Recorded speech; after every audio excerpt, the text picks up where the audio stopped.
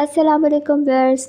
आज हम बहुत ही टेस्टी सा वेजिटेबल पास्ता बनाएंगे बग़ैर मीट के, बग़ैर चिकन के, और ये इतना अमेजिंग होगा टेस्ट में कि आप हैरान रह जाएंगे। बहुत बेसिक इंग्रेडिएंट से बनाएंगे, तो चलें जल्दी से स्टार्ट करते हैं। जी, तो सबसे पहले हम पास्ता बॉईल करेंगे। यहाँ पर मैं 400 ग्राम्स का एक पैकेट लूँगी पास्ता का।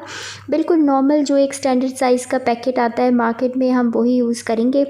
और इसके लिए मैंने 8 से 9 कप पानी रख दिया है, और इसके अंदर मैंने हाफ़ टेबल स्पून सॉल्ट डाल दिया और 1 टेबलस्पून कुकिंग ऑयल डाल दिया। जब ये पानी बॉईल होना शुरू हो गया तो हमने इसके अंदर पास्ता ऐड कर दिया, और इसको हम थोड़ा सा हिलाते रहेंगे ताकि ये नीचे ना चिपके, और बस हमने इसको कुक करना है।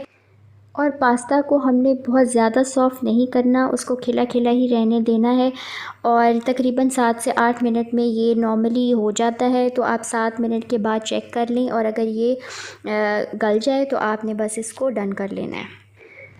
जी, तो मैंने इसको चेक किया, ये कुक हो चुका है। अब हम इसको छन्नी में निकाल लेंगे, ये पानी सारा निकल जाएगा। फिर हम इसको ठंडे पानी से वॉश करेंगे।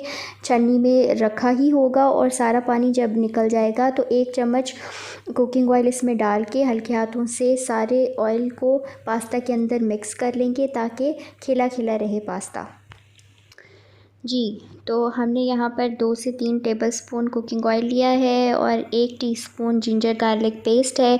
इसको हम बिल्कुल थोड़ा सा फ्राई करेंगे। जब ये थोड़ा सा कलर देने लगेगा तो साथ ही हम यहाँ पर वेजिटेबल्स शामिल कर देंगे।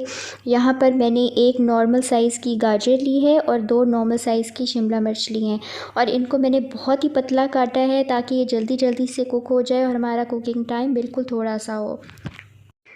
साथ ही इसके अंदर मैंने half teaspoon red chilli powder, 1 teaspoon black pepper और 2 चिकन क्यूब ऐड कर दिए। 1 से 2 टेबलस्पून पानी इसमें ऐड कर दिया ताकि थोड़ी सी नमी हो जाए, और बस हम इसको अब 5 से 7 मिनट इसी तरह लो फ्लेम के ऊपर पकाते जाएंगे।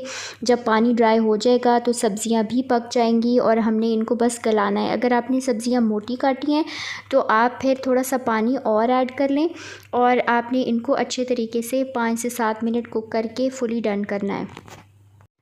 जी, तो सब्ज़ियों को हमने निकाल लिया और उसी बर्तन को जल्दी से वॉश कर लिया। इसके अंदर हमने 2 से 3 टेबलस्पून कुकिंग ऑयल ऐड कर दिया। तकरीबन 2.5 टेबलस्पून यानी 2.5 टेबलस्पून हमने यहाँ पर मैदा लिया है। इसको हमने ऑयल के अंदर ऐड कर दिया। फ्लेम बिल्कुल लो है, और हम इसको थोड़ा सा इसके अंदर कुक करेंगे। मैदे को हमने बहुत ज़्यादा कुक नहीं करना, बस हम इतना कुक करेंगे कि इसकी खुशबू आने लगे। तो अब हम इसके अंदर थोड़ा थोड़ा दूध डालेंगे, और ये बहुत अच्छे तरीके से हमने एक स्मूथ सा मिक्सचर बनाना है।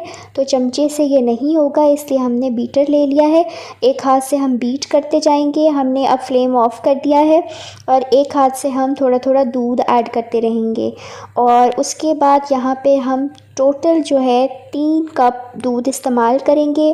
फ्लेम मैंने दोबारा से ऑन कर दिया है, और मैं इसको बीट करती रहूँगी, और ये मीडियम फ्लेम के ऊपर पकता जाएगा, और हम इसको तब तक बीट करेंगे जब तक कि ये बिल्कुल स्मूथ ना हो जाए। इसके अंदर कोई गुठलियाँ या लम्स बिल्कुल नहीं होने चाहिए। तकरीबन 1 से 2 मिनट में ये गाढ़ी हो जाएगी। उसके बाद हम इसके अंदर थोड़ा सा नमक ऐड करेंगे, और 1 टीस्पून मैंने यहाँ पर ब्लैक पेपर ऐड कर दी है। और हमने सब्ज़ियों के अंदर नमक ऐड नहीं किया था क्योंकि चिकन क्यूब्स के अंदर भी नमक होता है। यहाँ पर आप देख सकते हैं कि सॉस काफ़ी गाढ़ी हो चुकी है, और ये ठंडी होके भी मज़ीद गाढ़ी होगी। तो अब हम इसके अंदर अपनी जो हमने सब्ज़ियाँ तैयार की थी वो ऐड कर देंगे। साथ ही हम पास्ता ऐड कर देंगे। इनको अच्छे तरीके से मिक्स करेंगे। इस स्टेज पे हम यहाँ पे स्पाइसेस चेक कर सकते हैं, और अगर ज़रूरत हो तो हम काली मिर्च और नमक और ऐड कर सकते हैं इसके अंदर। इनको हमने अच्छे तरीके से मिक्स कर दिया, और यहाँ पर मैंने 1 टीस्पून मिक्स हर्ब्स भी इस्तेमाल की हैं। मिक्स हर्ब्स डालने के बाद हम इनको अच्छे तरीके से मिक्स करके दम वाली फ्लेम के ऊपर 2 से 3 मिनट रख देंगे, और उसके बाद ये बिल्कुल तैयार हो जाएंगी। अगर आप चिकन क्यूब्स ऐड ना करें तो आपने फिर नमक मिर्च थोड़ा सा ज़्यादा यूज़ करना है ताकि आप टेस्ट को एडजस्ट कर सकें। और अगर मिक्स हर्ब्स आपके पास ना हो तो आप हाफ़ टी स्पून ज़ीरा पाउडर और हाफ़ टी स्पून धनिया पाउडर भी ऐड कर सकते हैं।